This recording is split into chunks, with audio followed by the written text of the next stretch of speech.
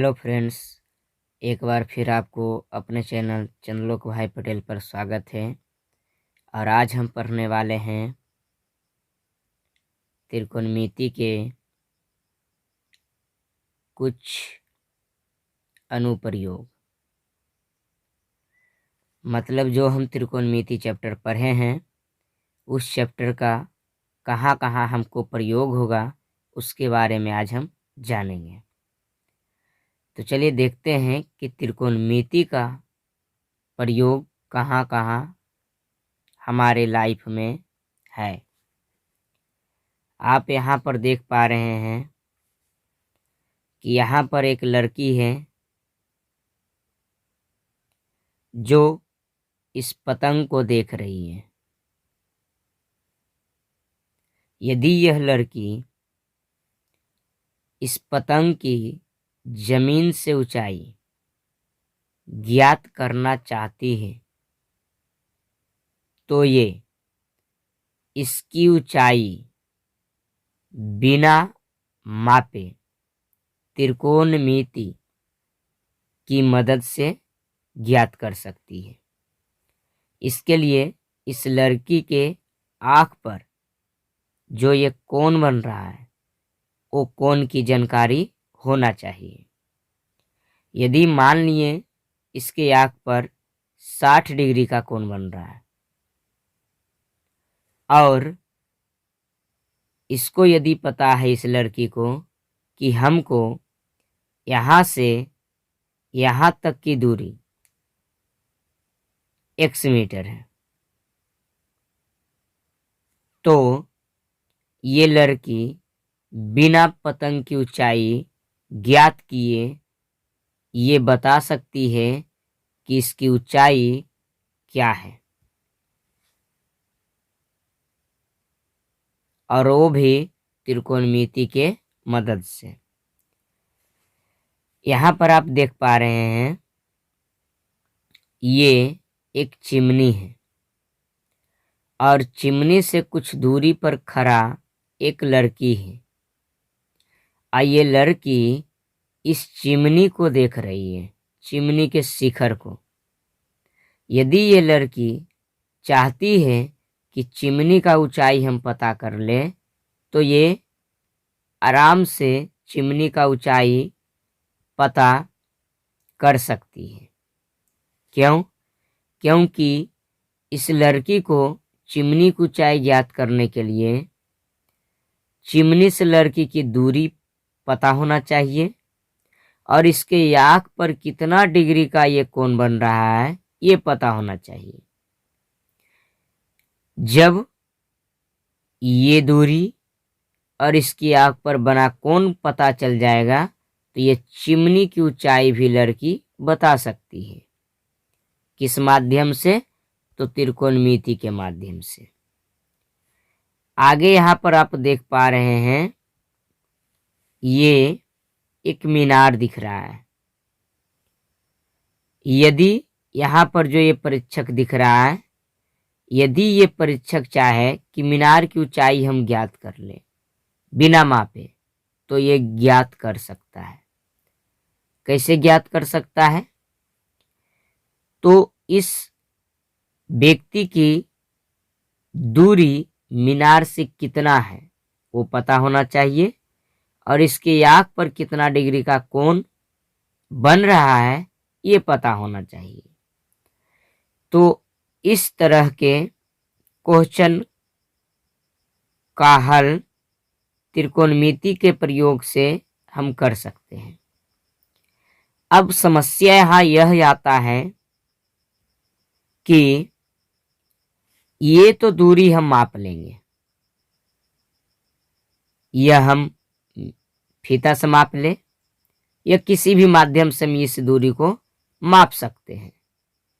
यहाँ भी इस दूरी को मापा जा सकता है, यहाँ भी इस दूरी को मापा जा सकता है क्योंकि जमीन का दूरी है, इसको हम चल के भी माप सकते हैं। लेकिन समस्या यह आता है कि हम कोण को कैसे मापें। ये कोण को कैसे हमको पता चलेगा कि हमारे आँख पर कितना डिग्री का कोण बना हुआ है। तो इस कोण को मापने के लिए ये एक मशीन है जिसके जरिए हम कोण का भी पता कर सकते हैं। यह मशीन किस प्रकार काम करता है जो देखिए, ये देख रहे हैं आप यहाँ पर, ये दूरबीन के जैसा है। यहाँ पर आँख देखता है, जिससे ये जो मशीन जहाँ दिख रहा है, इस मशीन के सहारे हम जिसको देखना चाह रहे हैं, तो ये जो चक्र देख रहे हैं, ये चक्र डिग्री को बता देता है कि यहाँ पर कितना डिग्री का कोण बन रहा है। तो इस मशीन के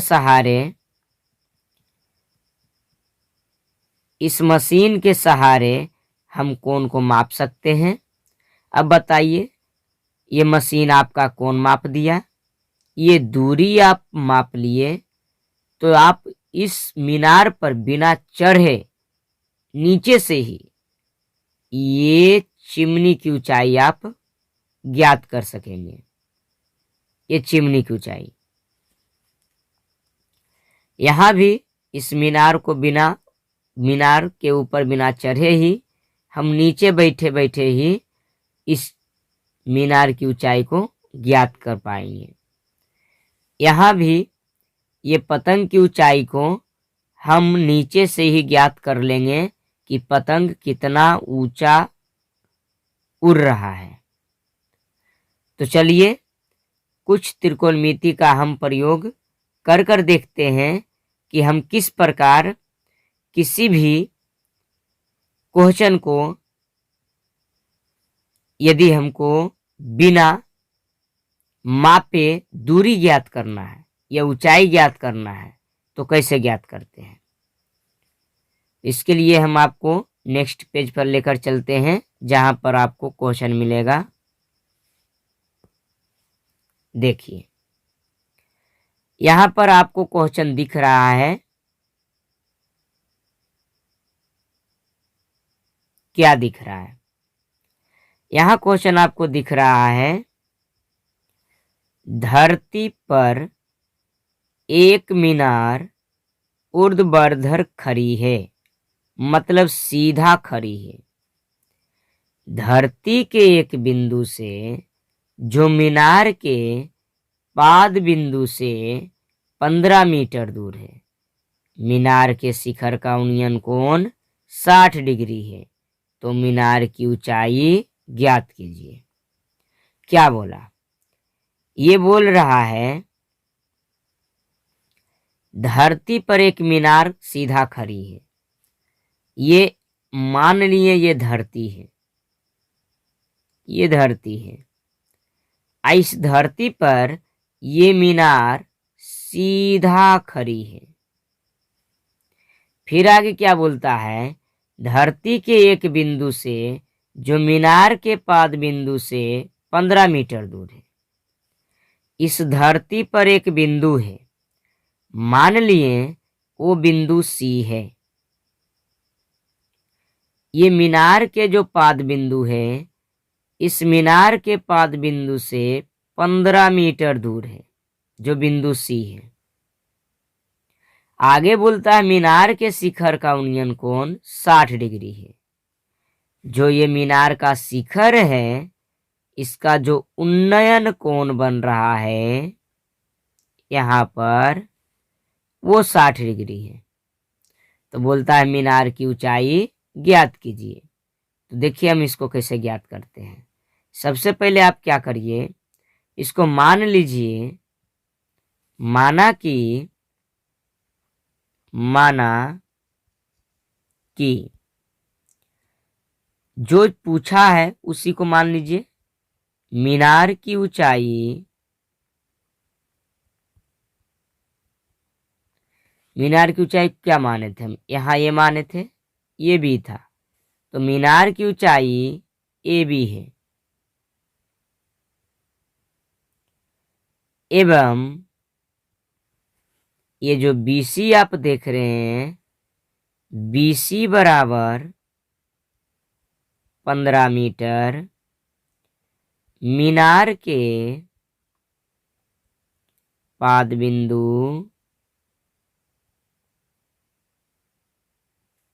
से धरती के एक बिंदु C की दूरी है।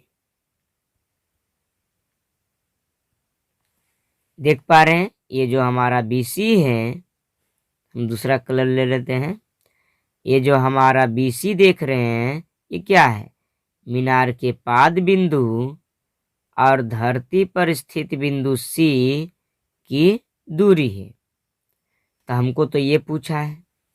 अब हमको ये पता लगाना होगा कि ये किस त्रिकोणमितीय अनुपात में मिलता है। कौन?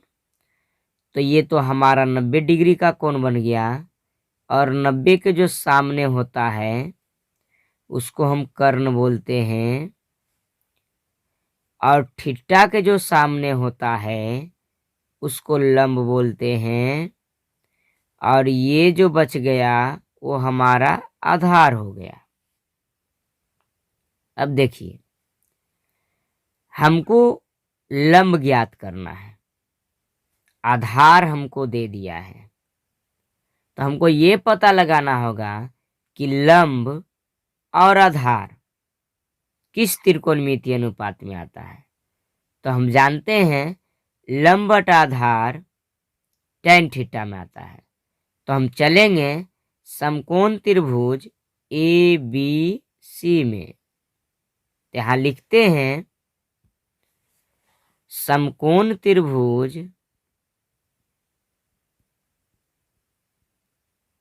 ABC में tan कितना डिग्री है? थीटा की जगह ले लीजिए 60 डिग्री। tan 60 डिग्री बराबर लंब मतलब AB बटा आधार मतलब BC। अब tan 60 का मान होता है √3। AB का मान हमको नहीं दिया है, BC का मान हमको 15 मीटर दे दिया है। यदि हम इसको कैंचिया गुना करें, अर्थात इसका गुना इधर से, इसका गुना इधर से, तो हमको क्या मिलने वाला है? AB बराबर 15√3 मीटर। और यही तो हमको पूछा था, तो हम लिख सकते हैं अतः मीनार की ऊंचाई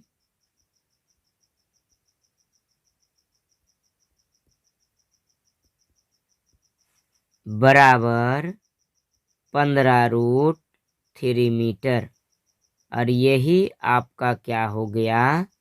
आंसर हो गया, जिसको हम हाईलाइट कर देते हैं। ये आपका उत्तर हो गया। इस तरह से देखें कि हमने त्रिकोणमिति का उपयोग करके बिना इसे मापे ही हम नीचे से ही मीनार की ऊंचाई ज्ञात कर लिए। तो ऐसे ऐसे क्वेश्चन पर हम त्रिकोणमिति का उपयोग करते हैं। और अब हम आपको एक नया वीडियो के सामने मिलते